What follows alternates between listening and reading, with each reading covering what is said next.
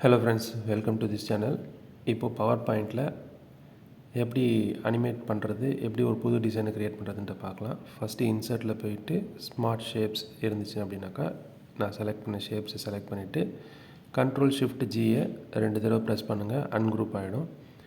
So once ungroup ஆனதுக்கப்புறமா இப்போ இன்னொரு ஷேப்பை இன்சர்ட் பண்ணலாம். நான் ரெக்டாங்கிள் எடுத்துகிட்டு இதை பை கட் பண்ண போகிறேன்.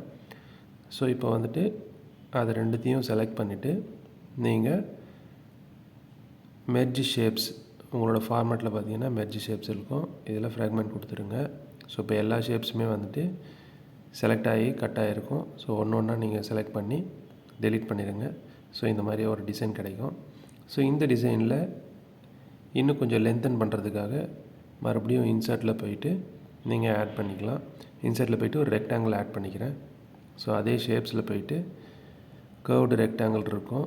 ஸோ அந்த ரவுண்டு ரெக்டாங்கிளை நீங்கள் எடுத்துட்டீங்க அப்படின்னாக்கா அதை வச்சு நீங்கள் நீட்டாக ஒரு நேம் பிளேட் மாதிரி செலக்ட் பண்ணிக்கலாம். ஸோ இந்த சைஸுக்கு ஏற்ற மாதிரி நம்ம மேட்ச் பண்ணிக்கலாம். ஸோ இப்போ இந்த இடத்துல வச்சாச்சு. அதே காப்பி பண்ணி Ctrl+D கொடுத்தீங்க அப்படின்னாக்கா காப்பி ஆகிடும். ஸோ அதே மாதிரியான ஒரு ஷேப் கீழேயும் நம்ம பேஸ்ட் பண்ணியாச்சு. ஸோ மறுபடியும் அகைன் Ctrl+D கொடுத்துட்டு டூப்ளிகேட் பண்ணிக்கலாம். இப்போ உங்களுக்கு எவ்வளோ லென்த் வேணுமோ இல்லை என்ன ஷேப்ஸில் வேணுமோ நீங்கள் அதை அப்படியே அட்ஜஸ்ட் பண்ணிக்கலாம்.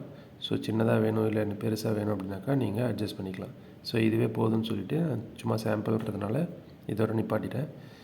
நீங்கள் அதை அகைன் யூனியன் பண்ணிக்கலாம். ரெண்டுத்தையும் செலக்ட் பண்ணிவிட்டு மெர்ஜ் ஷேப்பில் போயிட்டு யூனியன் கொடுத்தீங்கன்னாக்கா ரெண்டுமே ஒன்றாயிடும். குரூப்பிங் பண்ணிங்க அப்படின்னாக்கா நீங்கள் சின்னது பண்ணும்பொழுது ஒன்று ஒரு சைஸில் இருக்கும், அதனால தான் யூனியன் பண்ணிக்கலாம். ஸோ இப்போ அவுட்லைனை மட்டும் நம்ம ரிமூவ் பண்ணிவிட்டு ஸோ இந்த மாதிரி நாங்கள் மூவ் பண்ணிவிட்டு இப்போ இதுக்கான கிரேடியன்ட் கலர்ஸ் நம்ம சூஸ் பண்ணி கொடுத்துக்கலாம். ஒன்ஸ் நீங்கள் ஃபில் கலர் கொடுத்துட்டு அதுக்கப்புறமா கிரேடியண்ட்டில் போயிட்டு என்ன மாதிரியான ஷேட் வேணுமோ அதை நீங்கள் செலக்ட் பண்ணிக்கலாம். ஸோ அந்த மாதிரி 3 கலருக்கு செலக்ட் பண்ணியாச்சு. ஸோ இது ஓகே அப்படின்னு நினச்சிங்கனாக்கா இதை ஃபிக்ஸ் பண்ணிக்கோங்க. இல்லை உங்களுக்கு வேறு மாதிரி கிரேடியன்ட் வேணும், ஷேடோ கீழே இருக்கிற மாதிரி வேணும், இல்லை டார்க்கன் வந்து ரைட் சைடில் வேணும் அப்படின்னாலும் நீங்கள் வச்சுக்கலாம். ஸோ இப்போ அனிமேஷன் ஆட் பண்ணுறோம். அனிமேஷன் கிளிக் பண்ணிவிட்டு ஃப்ளையின் அனிமேஷன் கொடுத்துருக்கோம். ஸோ இப்போ 3 ஆப்ஜெக்ட் இருக்கிறதுனால ஒன்று தனித்தனியாக செலக்ட் பண்ணி கொடுக்கலாம். இல்லைனாலும் 3த்தையும் ஒன்றா செலக்ட் பண்ணி ஒரே மாதிரி அனிமேஷனாக வர்றது கொடுத்துக்கலாம்.